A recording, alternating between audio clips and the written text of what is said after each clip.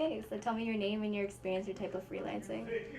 My name is tompoldre, and I've had two freelance experiences. First, when I landed as a English language copywriter in Hong Kong, and then later on when I was living in Toronto and was basically laid off from work, and I had a brief period of working on my own. Okay, and how did you get into freelancing originally? Originally, it was just survival. Showing up at a new marketplace, Hong Kong, had to make ends meet.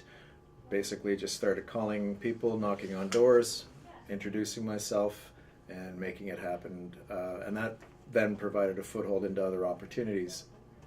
Okay, so how did you learn everything you needed to learn?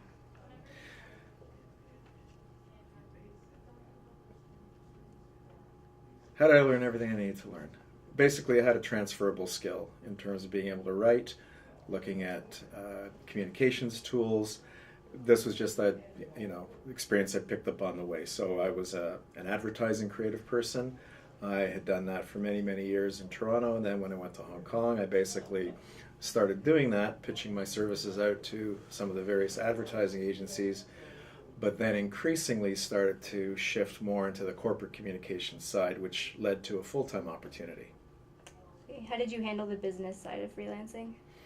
The business side of the freelancing was really a question of just getting invoices out. All I was billing was my time, so I didn't have a lot of supplier invoices. I would just have to stay on top of issuing an invoice in terms of what I was charging for the work that I was doing, and I just sent it out and made sure it was processed and made sure that I was eventually paid. It didn't take up a large amount of time, but it was something that you had to stay on top of if you wanted to get paid. Okay, so when you were freelancing, how many hours would you say you worked a week? It varied. It depended on how busy it got and the scope of the projects. But here's the interesting thing. When you're freelancing, you spend a lot of time during the day going to the meetings, briefing with the clients, and then the actual work has to get done at some time, and that's very often at night. So it's not like it's a 9 to 5 type of thing. I found that you were working well into the evening, sometimes into the wee small hours if you had a tight deadline. So it really varied, and there was no start or stop to it. Okay, and how much job security would you say that you felt you had when you were freelancing? It's not really job security, it's project security. It's always dependent on when is the next piece of work coming in. You want to make sure that you never say no, because there's always a danger that the client might go to another freelancer or might do it in-house. So you always want to be eager, willing, and available to do the work. So you never knew when your next job was coming, but if you had a steady stream of work from an existing client, then it was good to be in that kind of place. Okay, so what's the biggest advantage and disadvantage of freelancing? The biggest advantage is that you feel like you're in control of the work. You feel like the money that you're making goes directly to you. The biggest disadvantage is that you feel like you're not in control of the work, that you have a client that wants things delivered. As I mentioned earlier, you never want to say no. The advantages and disadvantages also come down to working style. I don't like being at home by myself in my boxer shorts. I like to go out, I like to be with people, but if you're the type of person who doesn't mind working at home alone in front of a computer screen, then it's fine. If you need the energy of other people, then freelancing might not be for you. So I think the biggest disadvantages was just kind of the work environment, but the advantage is being in control of your own hours and more or less being in control of the work that you're producing. You're your own boss. Did you have one big major worry that you had when you were starting freelancing? The worry that every freelancer has is whether the work will dry up. But once I got into a momentum and a rhythm and there was enough project work coming through, it sort of didn't bother me quite so much. So no, there was no real worry along that perspective.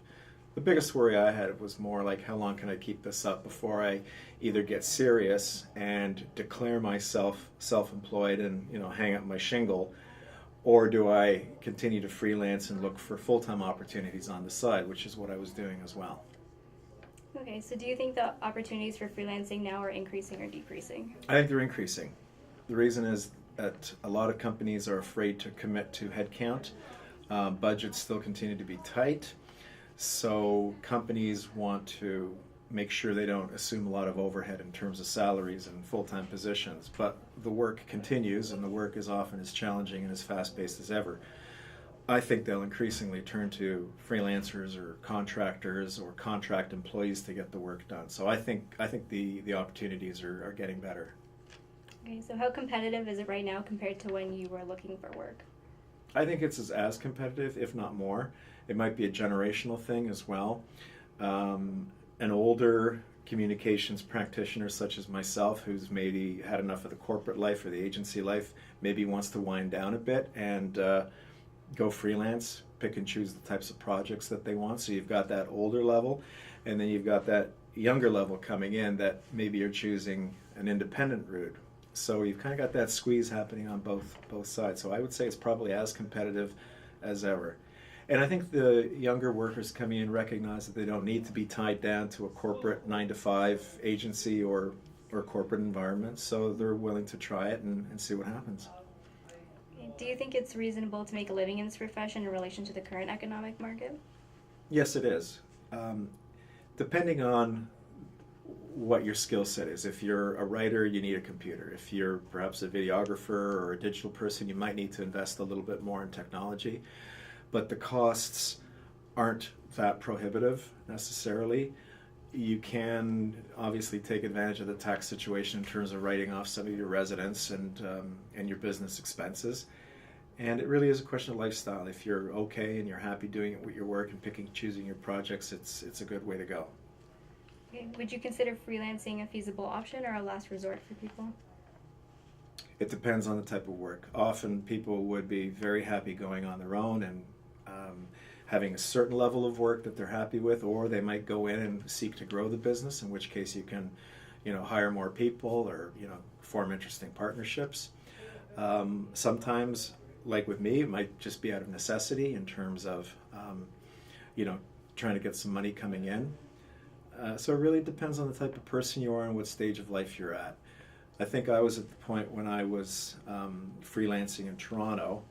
I'd been laid off, and I wanted to continue to work, so I wasn't going crazy.